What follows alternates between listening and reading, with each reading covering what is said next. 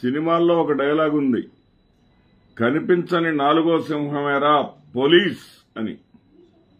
అదేవిధంగా ఆంధ్రప్రదేశ్ రాష్ట్ర రాజకీయాల్లో కూడా ప్రజాస్వామ్యం అంటూ ఊకదంపుడు ఉపన్యాసాలే తప్ప కనిపించని, మనకి కళ్ళకు కనిపించినటువంటి డీలేదో కుదిరింది. అది కూడా ప్రజాస్వామ్యాన్ని అపహాస్యం చేస్తూ రాచరికాన్ని ప్రజల నెత్తిన రుద్దటానికి ప్రయత్నాలు జరుగుతూ ఉన్నాయి. అవుననే అనిపిస్తుంది. ఎందుకంటే విజయసాయిరెడ్డి గారి ఆకస్మిక రాజీనామా, విజయసాయిరెడ్డి గారి రాజీనామా సందర్భంలో ఆయన చేసినటువంటి వ్యాఖ్యలు ఏమిటంటే, ఆయనకి చంద్రబాబు నాయుడు గారితో కానీ, చంద్రబాబు నాయుడు గారితో ఎలాంటి వ్యక్తిగత ఇబ్బందులు లేవు, వ్యక్తిగత విభేదాలు లేవు. అదేవిధంగా పవన్ కళ్యాణ్ గారితో ఆయనకు మంచి సంబంధాలున్నాయి. ఇక్కడే ఉన్నది తిరకాసంతా. ఏమిటంటే డీల్ కుదిరింది. చంద్రబాబు నాయుడు గారికి పుత్రోత్సాహం ఎక్కువైపోయింది. ఈ పుత్రోత్సాహంతో చంద్రబాబు నాయుడు గారు ఎంత త్వరగా, ఎందుకంటే రాబోయే కాలంలో మరలా కూటమి ప్రభుత్వం అధికారంలోకి వస్తుందనేటటువంటి పరిస్థితి లేదు. కూటమి ఇచ్చినటువంటి వాగ్దానాలన్నింటినీ అటకెక్కిచ్చేసింది కాబట్టి ప్రజలు ఆగ్రహంతో ఉన్నారు. మళ్లీ ఆ ప్రభుత్వం వచ్చే అవకాశం ఏమీ లేదు. కాబట్టి ఇప్పుడే కుమారుడైనటువంటి లోకేష్ గారిని ముఖ్యమంత్రిని చేసుకోవాలనేటటువంటి కారణంతో చంద్రబాబు నాయుడు గారు ఢిల్లీ వెళ్లి, అయ్యా మీరు పవన్ కళ్యాణ్ గారిని ఇక్కడ తీసేసుకోండి, పవన్ కళ్యాణ్ గారు ఈ రాష్ట్రానికి ఈ కేంద్రంలో గాని మంత్రి అయితే అక్కడ నా బిడ్డ లోకేష్కి అడ్డం లేకుండా పోతాడు, మీరు కేంద్ర మంత్రిగా ఆయన తీసుకోండి అని చెప్పేసి నాకు రాష్ట్రంలో అడ్డం లేకుండా చేయండి అనేది ఒక డీల్. ఆ డీల్లో భాగంగానే విజయసాయిరెడ్డి గారు రాజీనామా చేశారని నేను అనను. కానీ ఆ డీల్కి ఎంతో కొంత ఊతం ఇవ్వటం కోసం భారతీయ జనతా పార్టీ వాళ్ళు ఇప్పటికిప్పుడు రాజ్యసభ స్థానాన్ని ఎత్తుక్కోకుండా ఉండటం కోసం వెసులుబాటు కల్పించారన్నది మాత్రం నిజం. దాంట్లో పరోక్షంగా చంద్రబాబు నాయుడు ప్రయోజనాలు కూడా ఇమిడి ఉన్నాయనేది కూడా నిజం. దీంతో రాజకీయాలతో నాకు సంబంధమే లేదు, రాజకీయాలు కాదు ఇక నాకు సినిమా, నేను కళాపోషకుడిగా పైకి వచ్చాను, కళామ తల్లి రుణం తీర్చుకుంటాను, రాజకీయాలతో నాకు సంబంధం లేదు, సినిమాలకు నాకు సంబంధం లేదు, సినిమాలతోనే నా ప్రయాణం ఉంటుంది, ఈ శేష జీవితం ఉంటుందని చెప్పుకునేటటువంటి చిరంజీవి గారికి కూడా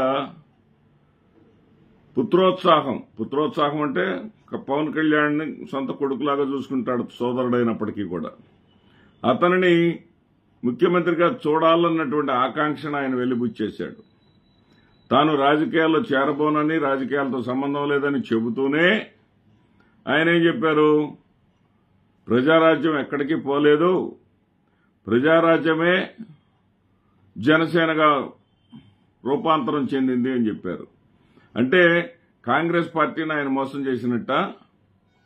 18% ఓట్లతోటి 18 సీట్లను గెలుచుకున్నటువంటి ఆ పార్టీని కాంగ్రెస్ పార్టీలో విలీనం చేసిన తర్వాత మరి ఆ పార్టీ ఎక్కడికి పోలేదు, జనసేనలో కలిసింది అని అంటే చిరంజీవి గారి రాజకీయ పేరాశ, రాజకీయంగా తన కుటుంబం ఏదో రకంగా రాజకీయంగా తన కుటుంబంలో వాళ్ళకి ముఖ్యమంత్రి పదవి దక్కాలనేటటువంటి తన ఆరాటం ఎంత ఉందో మనం ఇక్కడ అర్థం చేసుకోవచ్చు.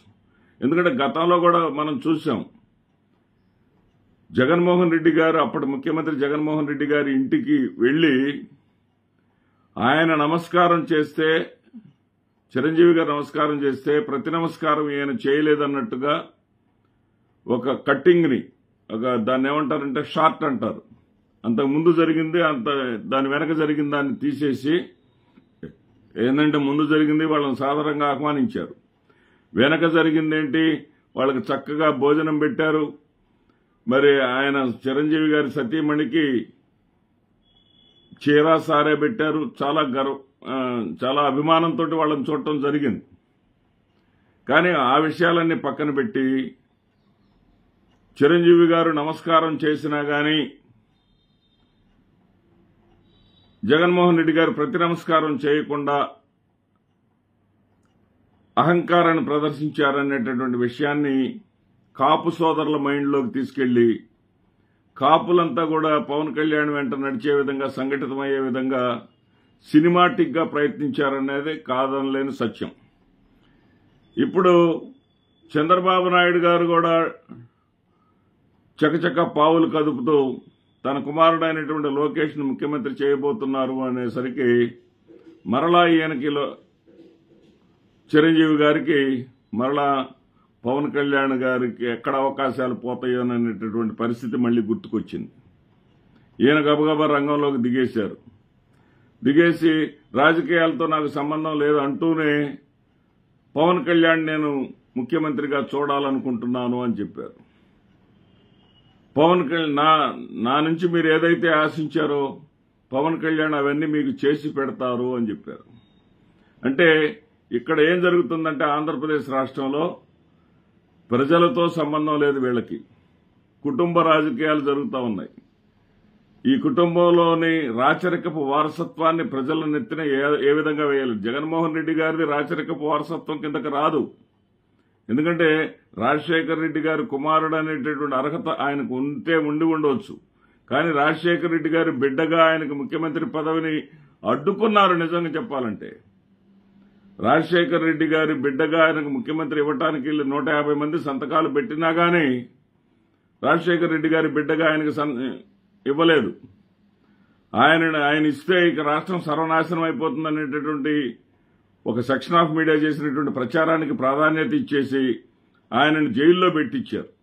అయినా గానీ ఆయన మొక్కవని విశ్వాసంతో ప్రజల పట్ల నమ్మకంతో ప్రజల పక్షాన ఉండి పోరాడి తన 67 సీట్లు గెలుచుకున్నప్పటికీ కూడా వాటిల్లో 23 సీట్లను కొనుగోలు చేసి అతను బదనాం చేసినప్పటికీ కూడా ఎక్కడ కూడా దెబ్బతినకుండా వెనక తిరిగి చూడకుండా ప్రజలనే నమ్ముకొని ప్రజల్లో పోరాటం చేసి ఆయన ముఖ్యమంత్రి అయ్యాడు. అది రాజకీయ వారసత్వం కింద రాదు, వంశపారంపర్య వారసత్వం కింద రాదు. అది రాజకీయంగా ప్రజలిచ్చిన ప్రజాస్వామ్య పద్ధతిలో ఇచ్చినటువంటి వారసత్వం కింద వస్తుంది. కానీ ఇక్కడ లోకేష్ గారిని ప్రజల మీద రుద్దాలని చంద్రబాబు నాయుడు గారు ప్రయత్నం చేస్తున్నారు.